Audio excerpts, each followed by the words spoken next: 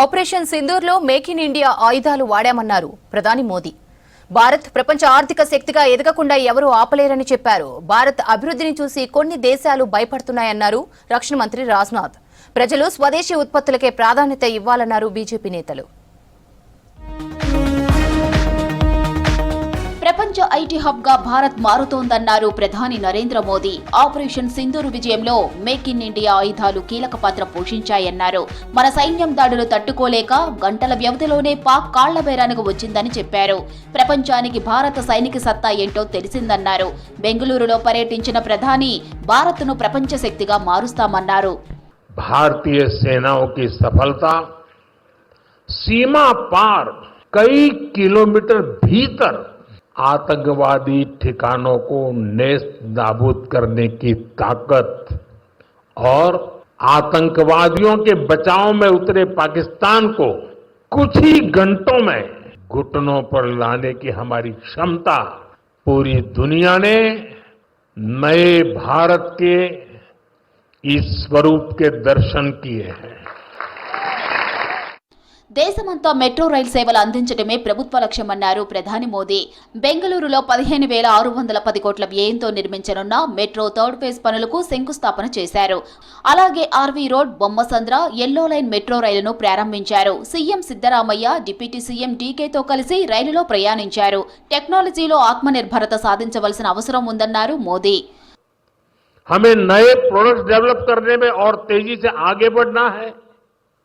आज हर डोमेन में सॉफ्टवेयर और ऐप्स का इस्तेमाल हो रहा है.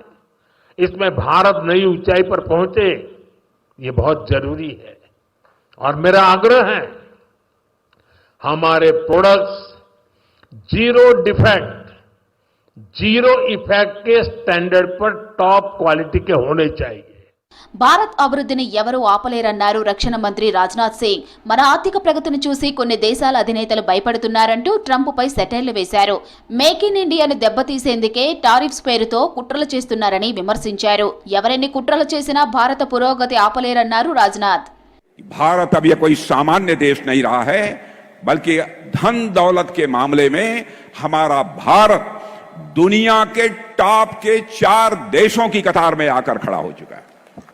तेजी से आगे बढ़ने वाली अर्थव्यवस्था यदि किसी देश की है जो सबसे तेजी के साथ बढ़ रही है, लगभग 6.5% से अधिक दर से बढ़ रही है, तो हमारे और आपके देश की भारत की अर्थव्यवस्था.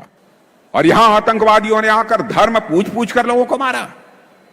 तो बहनों भाइयों, हम लोगों ने भी ठान लिया कि हम धर्म पूछकर किसी को नहीं मारेंगे, बदला नहीं लेंगे. हम उनका कर्म देखकर हम उनको मारेंगे बहनों भाइयों, और कर्म देखकर हम लोगों ने मारा. जो हमें छेड़ेगा हम उसे छोड़ेंगे नहीं. ప్రధాని మోదీ సర్కార్ సైన్స్ అండ్ టెక్నాలజీ రంగానికి అధిక ప్రాధాన్యత ఇస్తోందన్నారు కేంద్ర మంత్రి అశ్విని వైష్ణవ్. ఎన్డీఏ పాలనలో ఎలక్ట్రానిక్ ఉత్పత్తులు 12 లక్షల కోట్లకు చేరాయని చెప్పారు. 2014తో పోల్చితే ఎగుమతులు 8 రెట్లు పెరిగాయని తెలిపారు. మొబైల్ ఫోన్ల తయారీలో భారత్ 2వ స్థానంలో ఉందన్నారు Ashwini Vaishnav. Our electronics production has grown 6 times in the last 11 years. Today, electronics manufacturing has touched 12 lakh crore rupees. Electronics exports has gone up 8 times. Friends, AI is shaping our world today. Our Prime Minister's vision is of democratizing technology. It should be accessible to all. It should not be within the limits of a few. It should be available to all. భారత ఆర్థిక వ్యవస్థ పునాదులు బలంగా ఉన్నాయన్నారు కేంద్ర మంత్రి శివరాజ్ సింగ్. ప్రజలంతా స్వదేశీ ఉత్పత్తులనే కొనుగోలు చేయాలని సూచించారు. దేశంలోని భారీ జనాభే భారత్ బలమని చెప్పారు శివరాజ్ సింగ్. तीसरी सबसे बड़ी अर्थव्यवस्था बनने वाली है.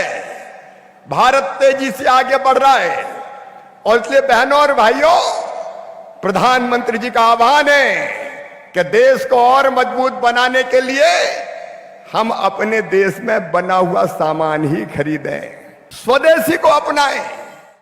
ఎన్నికల సంఘంపై విపక్షాలు తప్పుడు ఆరోపణలు చేస్తున్నాయన్నారు కేంద్ర మంత్రి ఎల్జేపీ చీఫ్ చిరాగ్ పాస్వాన్.